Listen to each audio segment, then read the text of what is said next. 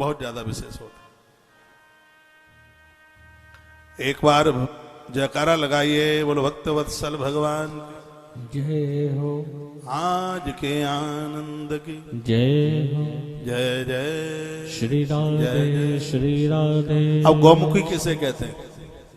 Side की भुजाएं बराबर की हो, आगे की फ्रंट की भुजा थोड़ी छोटी हो और पीछे की भुजा बड़ी हो, उसको गौमुखी कहते हैं। गैया आगे से छोटी होती है ना, पीछे से फैली होती है। समझ रहा है मेरी भाषा? नहीं समझ में आ रही? एक पेन देना, गौमुखी बना के बताओ।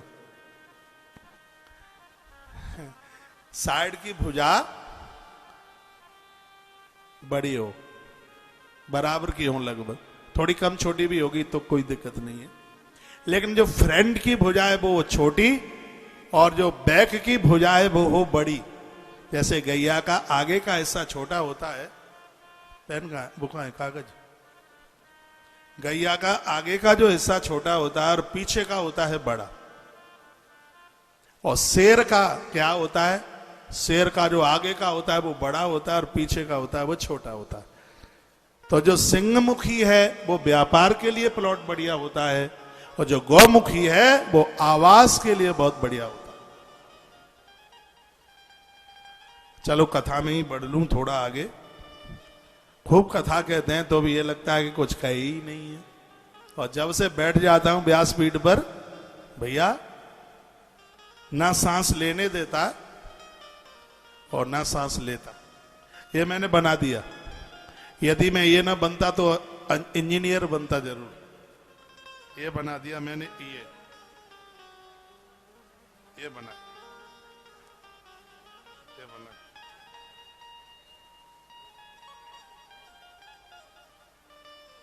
ये लिख दिया मैंने गौमुखी।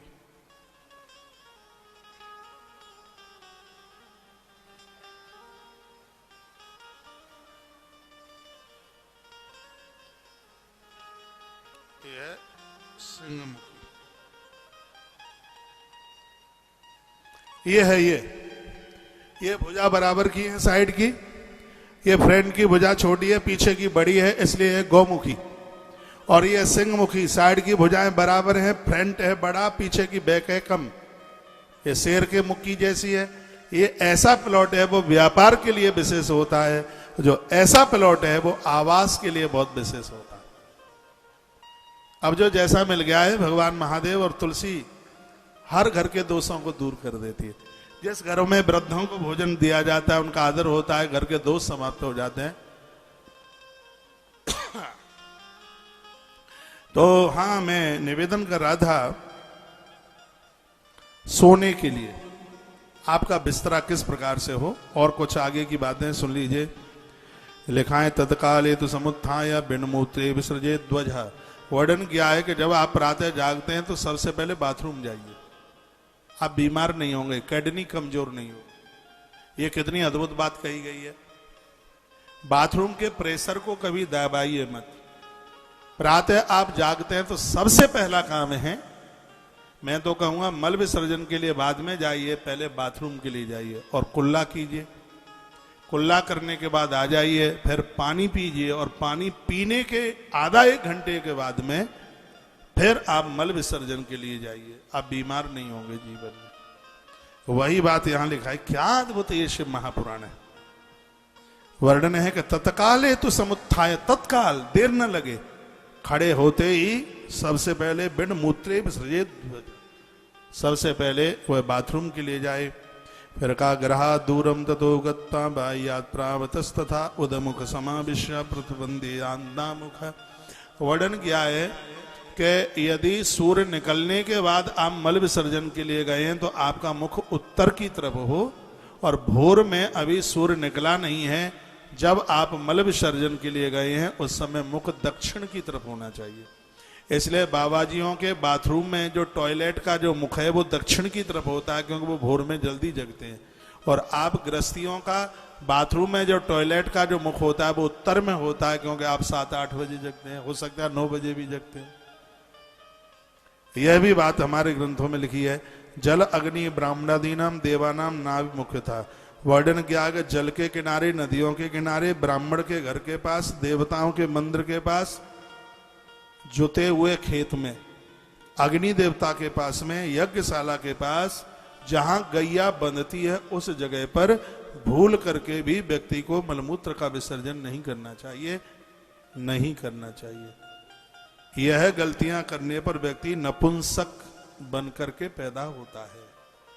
यह वर्णन शिव महापुराण की कथा में बड़े अद्भुत ढंग से इन सब कथाओं का वर्णन किया है।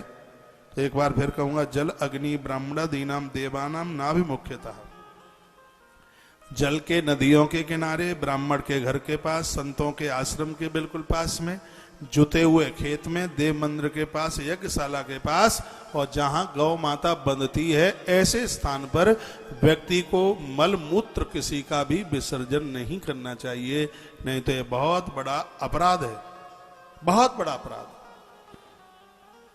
मल विसर्जन के बाद मल को देखे नहीं, मल विसर्ज चौथाय न पश्य चैव तन्मलम,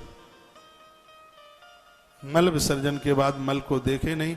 उद्धेत्र जल नैव शौचम कुर्या जलाद वही, वो सब बातें बताई गई हैं, शुद्धता और पवित्रता की बातें बड़े अद्भुत ढंग से, अद्भुत रूप से वर्णित की गई हैं। उसके तत्पश्चात स्नान की बात आई है। आसपास नदी है तो नदी में, झरने में स्नान करें, कुएं में स्नान करें, पोखर सरोवर में स्नान करें। इस स्नान को एक विशेष स्नान माना गया है। पादे मूर्धन हृदय चैव मूर्धन पादे वचः, वर्णन किया आप बाथरूम के लिए भी जाते हैं तो चरण घुटने तक और हाथ कोहनी तक और मुंह में जल डाल करके कुल्ला करें। यात्रा में जाते हैं, गाड़ी में बैठे हैं, पानी की बोतल पास रखिए। ड्राइवर गाड़ी रोककर बाथरूम जाता है और आप समझदार हैं, उसको पहले कहिए पहले कुल्ला कर, बाद में सीट पर बैठ, क्योंकि हर गाड़ी की सीट मां भगवती दुर्गा का स्थान होता है। इसलिए जब नया वाहन खरीदा जाता है तो उसमें पूजा मां भगवती जगदम्बा की ही होती है, और जिसके ऊपर मां भगवती दुर्गा प्रसन्न होती है उसकी गाड़ी कभी किसी से टकराती नहीं है। इसकी मालकिन स्वयं मां भगवती जगदम्बा। तो यह शुद्धता, यह पवित्रता होनी चाहिए। गणेश पुराण में कथा आती है, नल नाम का राजा बाथरूम करने के बाद बिना कुल्ला किए जाके सो गया। कलयुग को मौका मिला और राजा की देह में प्रवेश कर गया, और राजा ने इतने कष्ट भोगे, इतनी परेशानियां भोगी कि जुआ में राजा सब कुछ हार गया। अपनी पत्नी से वियोग हो गया उसका। तो इसलिए ये सब चीजें हैं, अब वो बहुत बंधनीय है। मासातीते तो नित्य ही पुनशोपनयम चरित, जो जनेऊ पहनते हैं 1 महीने के बाद में उन्हें जनेऊ बदल देना चाहिए। हर हालत में जनेऊ ऊपर से पहना जाता है, नीचे से उतारा जाता है। जनेऊ में भगवान शंकर, मां पराम्बा, कार्तिकेय जी, विष्णु भगवान, ब्रह्मा, चंद्रमा और यमराज, ये सब वास करते हैं जनेऊ में। जनेऊ धारण करने वाले को एक विशेष लोगों में से समझा जाता है उसे। आजकल जनेऊ तो उस समय होता नहीं है, जब शादी होती है तब कोट के ऊपर पहना देते हैं, पहन ले बेटा, पहन ले। पुरुषों को जनेऊ पहनकर सत्कर्म करने पर जितना पुण्य लगता है, माताओं को बिना जनेऊ के उतने फल की प्राप्ति हो जाती है। इसलिए माताओं को कभी भी जनेऊ नहीं पहनना चाहिए। यज्ञोपवीत 3 ही वर्ण के लिए, ब्राह्मण, क्षत्रिय और वैश्य, ये 3 वर्ण के लोग जनेऊ पहन करके जितना पुण्य कमाएंगे, चतुर्थ वर्ण के लोग बिना जनेऊ के भगवान के चरणों में श्रद्धा रखते हुए उतने पुण्य की प्राप्ति कर लेते हैं। इसलिए इन तीनों को ध्वज कहा जाता है।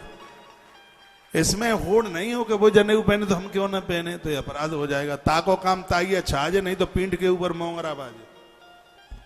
जो जिसका काम है उसी के लिए, इसलिए इसमें काहे की होड़ है। जो काम तुम कर पाओगे वो मैं नहीं कर पाऊंगा, जो मैं करूंगा वो आप नहीं कर सकते। अब कोई लड़े कहे कि इसमें दोनों पहिया एक से क्यों लगा दिए, मेरे पास एक स्कूटर का पहिया फालतू है, इसमें एक पहिया कार का है तो एक इसमें स्कूटर का लगाइए। ये प्रकृति का बड़ा विधान है। कौन सी चीज कहां पर प्रयोग में लेने के लिए एक बात कही गई है तो उसको वहीं उसको प्रयोग में लिया जाएगा। क्षत्रिय की कहां जरूरत है, ब्राह्मण की कहां जरूरत है, वैश्य की कहां जरूरत है, कनिष्ठ की कहां जरूरत है। यह प्रकृति में ईश्वर ने सब अपनी व्यवस्थाएं बना रखी। इसलिए ईश्वर की बनाई गई व्यवस्थाओं के साथ हम खिलवाड़ न करें तो ही ज्यादा ठीक है। पुनश्च उपनयम चरेत, जनेऊधारियों को चाहिए वह 1 महीने में अपने जनेऊ का परिवर्तन करें, जनेऊ बदलें। यज्ञोपवीतम परमम पवित्रम, जनेऊ को बहुत पवित्र माना गया, बहुत पावन माना गया। जनेऊधारी कोई ब्राह्मण अनुष्ठान कर दे। जनेऊ की मर्यादा है, जनेऊ तोड़े नहीं जाते। मेघनाद ने जब हनुमान जी को जनेऊ फांस में बांध लिया